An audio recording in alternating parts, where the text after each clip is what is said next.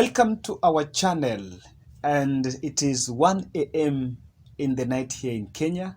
Where are you watching and how is it? Nairobi is raining, guys.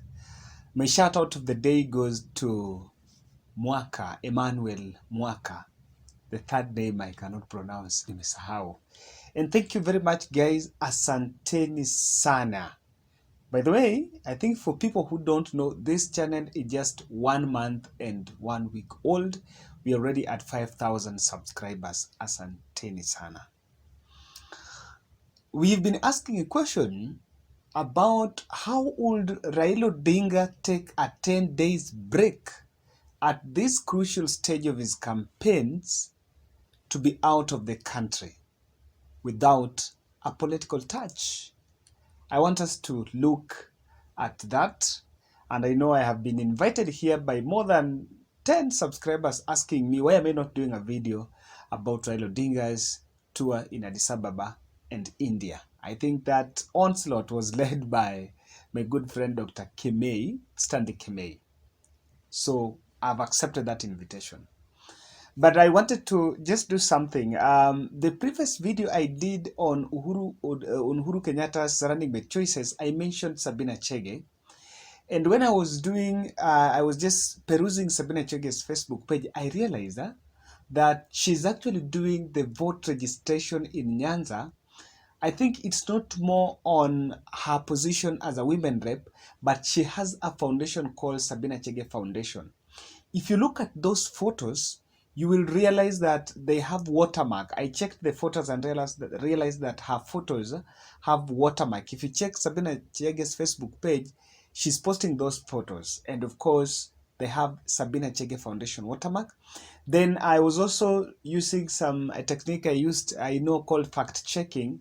And I realized that in one of the photos, the youth seems to be carrying some pieces of, I think some merchandise za reggae, some very colors zenye zinakaa kama za reggae, which does not associate with either UDA or Jubilee or Azimio la Umoja. They're not blue. If she was doing under Azimio, she'll be doing blue. So that is just an update, something I just realized this evening. Now, guys, why are we worried about Raila Odinga absence in the country? That is the question that people have been asking. And I've been trying to piece pieces together and find out why exactly Raila is out of the country.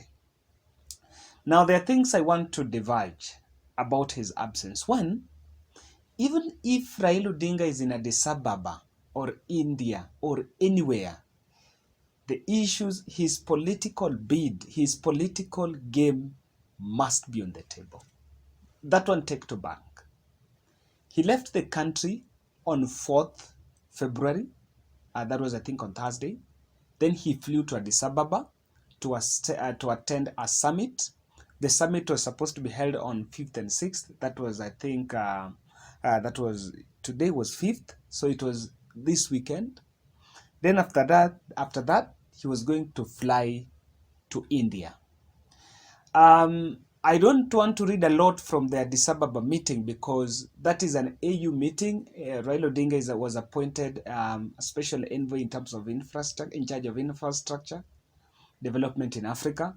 And I don't think there's much to read into it.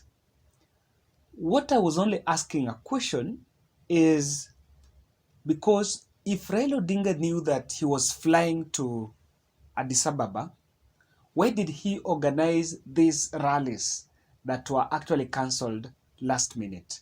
Because I was told there was a rally, there's Azimio la Umoja rally in Bungoma, he was supposed to attend, and the one in Malava, and he was also supposed to have, I think, an Azimio la Umoja chapter in Mombasa. But all these then were cancelled last minute. Could it be that he had planned not to attend the summit, but changed his mind last minute? That is a question that personally I was trying to ask about. Now, guys, before I get deep into this, and let me just finish this part. The meeting in Addis Ababa, for me, it has little of political implications in terms of Kenya, but I think he was just attending that as his role. He still works in that office as the special envoy. If you ask me, it is high time for Raila to relinquish that job and come back home to focus on his presidential bid. I think that is my position. Guys, if you're watching this video and you've not yet subscribed, we have surpassed the 5,000 and gari naenda. Kindly subscribe, click the notification bell, and also talk to us. Give us your feedback in the comment section. On Sunday, the 6th, Raila is to fly to India. And of course, the big question is on India, because the moment the press release was sent to the newsroom that he was heading to India, Kenyans have been, I think there is this stereotype that when you hear of India, you know it is a cancer transplant or it is a cancer treatment, it is some medication. And so that is why people directly got their guess that Raila was going there for treatment. So what I don't know is why they knew that. I don't know why they decided to make it that public that was going to India. They will just say that after Addis Ababa he was going somewhere. But then Raila I think the last time he left the country, he told supporters where he was so that it doesn't give chance for the rumors. So I was just trying to do some search on when last he was in India and what was his mission there. He went to India last in 2018 July, and he was in the company of Mama Ida, the Kenyan ambassador in India, and he was also with the Kisumu Deputy Governor Owili. So there, when he was there last time, he provided some lectures in university, not lecture, but I think talks, met with some dignitaries, and also held a closed-door meeting with the Prime Minister Modi. So that was his last itinerary there. And when I was reading that article, there is nowhere that was mentioned that he was there on medical ground. So he's a very close friend to the India's Prime Minister. Now, before I trickle down to my 3-point agenda, why Raila is in India and why that visit is also attached to his political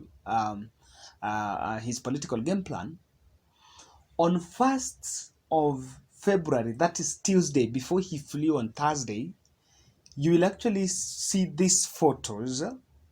These are photos when Raila Odinga was meeting the Indian ambassador to Kenya, here in Kenya. I think I got the name somewhere. I captured the name Paul. Yeah, someone called Paul, yeah. And that meeting, it was held in Karen. And remember that meeting, according to the article, because that article I think was published by the Business Daily, it was that Raila Odinga was meeting the ambassador to talk on bilateral ties in terms of how the two countries can cooperate business-wise and society development. My question is, in whose capacity was Raila Odinga meeting the Kenyan ambassador? Then if they were talking about cooperation between the two countries, who was Raila representing? That brings me to my 3rd point, that Raila is also in India under patronage of Uhuru Kenyatta. Uhuru might have sent him in India, and he just wants, my point here is Uhuru just wants to synchronize his ties, or rather his networks. He wants Raila to synchronize with his networks. He wants Raila to inherit those networks.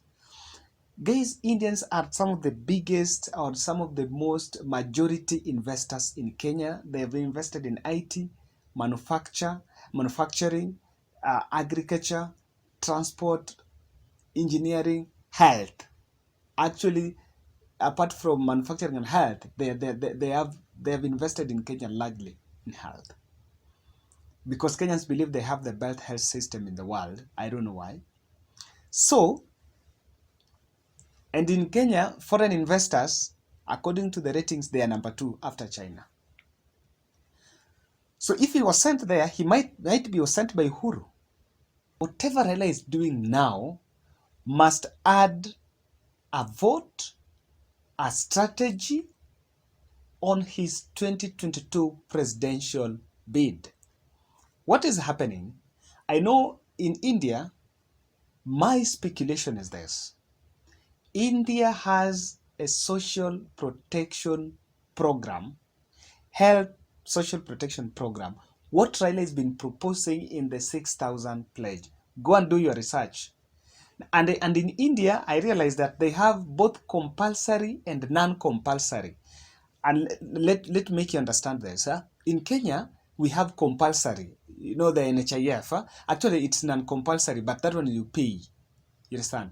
So in India, there are two. There is that one that you must pay. And that is why in my mind, I believe that actually NHIF should be a must.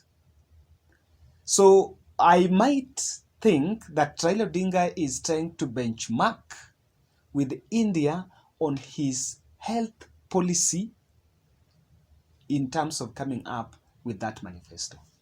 Because India is actually has the best. And whatever I think the social protection that is normally talking about, leave alone even the one for health. Now with them they do social protection in different sectors. There is health, there is transport, uh, there is I think there is education.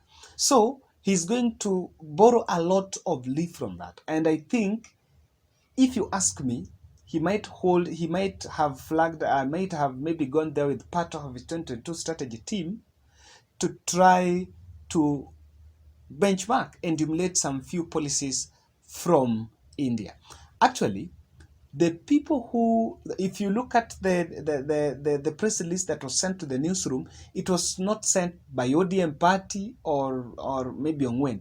It was sent by Raila Odinga's campaign secretariat, which is led by Nderitu Muriithi. So why were they telling us? I think I am not going to be shocked to realize that part of Raila Odinga's team that is going to with him in India is maybe 2 or 3 members from his presidential campaign team. That is one. Two, Raila is also there to maybe try to benchmark on how administratively the government is being run there on the parliamentary system. In India, they have a prime minister and a president. And I think in BBI, which Raila and Uhuru was a proponent, they are trying to come up with something like that. So and you might ask me, how is this adding odds to Raila? In part of Raila Odinga's for power sharing deal with the Kalonzos and the other people on board, there is the rebirth of BBI. And so I think Raila Odinga is trying to benchmark with India in terms of how they are actually working, the prime minister, the president, and the parliamentary. Because in India it's parliamentary. In Kenya it's presidential, where president runs the show. In India, the president appoints prime minister who sits in parliament and runs government agenda there. So that is my second proposal that is also geared to benchmark something on governance and how the government is being run there. Thirdly, Raila Odinga is on a mission for campaign financing. How is this? I told you that on Tuesday 1st he was meeting the ambassador in Kenya. I think the ambassador might have organized with him another version of Mount Kenya Foundation, or maybe business investors in India, so that he could meet these investors and they strike a deal. He's a presidential candidate. And I know sometimes people don't want to think, but what I normally believe is that Raila, it's like campaigns, presidential campaign is not just national interest. There is also international interest. I don't want to rule out the issue of education, because he might go to India, and you remember he's going to be in India for 5 days. The 5 days are long. Maybe he's going to do this later in the evening. He's going to visit the hospitals, or maybe at some point he will fly from India to go to Dubai or some other place. And by there, that's what I think. He's not just coming. He's just not going to be in India for 5 days. He might leave India, then maybe realize he's in another country, or even go to, he might go still somewhere. So that's why I'm not ruling out the issue of medication. More importantly, Raila Odinga also needed the rest. Raila was tired, had been tired, guys, had been tired, and the work ahead is just a lot. It is about thinking about your running mate. It is about working against the state project narratives, and you still want to work with power sharing deals and bring people in coalition. The nomination headache is just ahead here.